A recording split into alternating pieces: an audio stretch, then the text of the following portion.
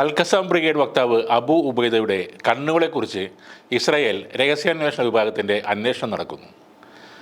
അവസാനം പോസ്റ്റ് ചെയ്ത വീഡിയോയിൽ കാണുന്ന അബു ഉബൈദയുടെ കണ്ണുകൾ അത് തമ്മിൽ വലിപ്പ വ്യത്യാസമുണ്ടെന്നാണ് ഇസ്രായേൽ പ്രതിരോധ സേന പറയുന്നത്. വ്യോമാക്രമണത്തിൽ അദ്ദേഹത്തിന് ചിലപ്പോൾ പരിക്കേറ്റിരിക്കാമെന്ന സംശയത്തിലാണ് ഇസ്രായേൽ ഉള്ളത്. ഇസ്രായേലിനെ അതിരൂക്ഷമായി വിമർശിക്കുന്ന ഒരു വീഡിയോ അബു ഉബൈദ അടുത്തിടെ പോസ്റ്റ് ചെയ്തിരുന്നു.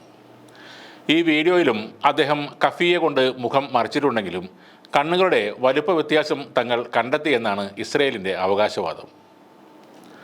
അബു ഉബൈദയെ സൂക്ഷ്മമായി നിരീക്ഷിക്കുന്ന ഒരാൾക്ക് ഈ മാറ്റം എളുപ്പത്തിൽ കണ്ടെത്താനാവും എന്നാണ് അവർ പറയുന്നത്. ഒരു കണ്ണ് രണ്ടാമത്തതിനേക്കാൾ വലുതാണ്. അത് അസാധാരണമാണെന്നും ഇസ്രായേൽ പ്രതിരോധ സേനയെ ഉദ്ധരിച്ച് ജെറുസലേം പോസ്റ്റ് റിപ്പോർട്ട് ചെയ്യുന്നു. ഇസ്രായേലിൻ്റെ ക്രൂരമായ ആക്രമണത്തെക്കുറിച്ചും ഹമാസിൻ്റെ പ്രതിരോധത്തെക്കുറിച്ചും അറിയാൻ പലസ്തീൻ ജനത എപ്പോഴും കാതോർക്കുന്നത് അബു ഉബൈദയുടെ വാക്കുകൾക്കാണ്.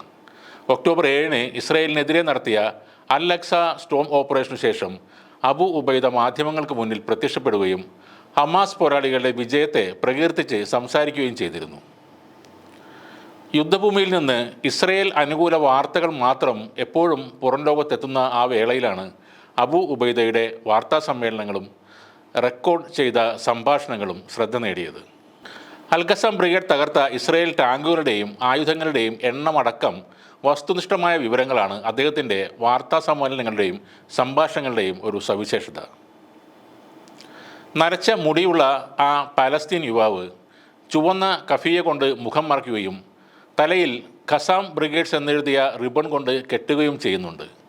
പട്ടാള യൂണിഫോമിലാണ് അയാൾ എത്തുന്നത്. എന്നാൽ അയാളുടെ പേര് അജ്ഞാതമാണ്.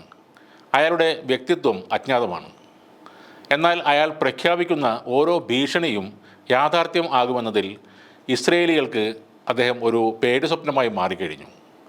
അബു ഉബൈദയുടെ പ്രസ്താവനകളെ ഇസ്രായേൽ ജനങ്ങളും വിശ്വസിക്കുന്നുണ്ട് എന്നാണ് അവരുടെ സൈനിക വക്താവ് തന്നെ പറയുന്നത്. 2002 അബു ഉബൈദ ഔദ്യോഗികമായി ഹമാസിൻ്റെ ഭാഗമാകുന്നത്. അൽ-ഖസാം ബ്രിഗേഡിൻ്റെ ഫീൽഡ് ഉദ്യോഗസ്ഥനായിരുന്നു അദ്ദേഹം. 2005 ഗാസയിൽ നിന്ന് ഇസ്രായേൽ പിന്മാറിയ ശേഷമാണ് ഖസാം ബ്രിഗേഡിൻ്റെ വക്താവായി മാറിയത്. അന്നു മുതൽ ഇസ്രായേലിൻ്റെ ഹിറ്റ് ലിസ്റ്റിലെ ആദ്യ കോളങ്ങളിൽ അബു ഉബൈദയുടെ പേരുമുണ്ട്. ഇദ്ദേഹത്തെ വകവരുത്താൻ ജബലിയയിലെ വീടിന് നേരെ ഇസ്രായേൽ സേന ബോംബാക്രമണം നടത്തിയത് 4 തവണയാണ്. 2008, 2012, 14, 23 വർഷങ്ങളിൽ 4 തവണയും അദ്ദേഹം രക്ഷപ്പെട്ടു. 2006 ജൂൺ 5 അൽ-ഖസാം വക്താവായി അബു ഉബൈദ ആദ്യമായി മാധ്യമങ്ങൾക്ക് മുന്നിൽ പ്രത്യക്ഷപ്പെടുന്നത്. 18 വർഷമായി ഇപ്പോഴും അത് തുടരുകയും ചെയ്യുന്നു. ലോകത്തെ ഏറ്റവും മികച്ച സാങ്കേതിക സംവിധാന ഉപകരണങ്ങൾ ഉണ്ടായിട്ടും അബു ഉബൈദ എവിടെയാണ് എന്ന് കണ്ടെത്താൻ ഇതുവരെ ഇസ്രായേലിനായിട്ടില്ല. ജബലിയിൽ താമസിക്കുന്ന ഹുദൈഫ എന്ന ആളാണ് അബു ഉബൈദ എന്നാണ് ഇസ്രായേൽ അവകാശപ്പെടുന്നത്. എന്നാൽ ഇതിന് വ്യക്തമായ തെളിവുകൾ ഒന്നും തന്നെ അവരുടെ കയ്യിലില്ലതാനും. അബു ഉബൈദയുടെ പ്രസംഗം പലസ്തീനിലെ നിരവധി പള്ളികളിൽ ഉച്ചഭാഷിണി വഴി പ്രക്ഷേപണം ചെയ്തിരുന്നു. പലസ്തീനിൽ ഒരു സൂപ്പർ ഹീറോ പരിവേഷമാണ് അബു ഉബൈദക്ക് ഇപ്പോൾ ഉള്ളത്. അത് തകർക്കാനാണ് ഇസ്രായേൽ ഇപ്പോൾ ശ്രമിക്കുന്നത്. കണ്ണുകളുടെ വലുപ്പ വ്യത്യാസം എന്ന കഥയൊക്കെ അതിൻ്റെ ഒരു ഭാഗമാണ്.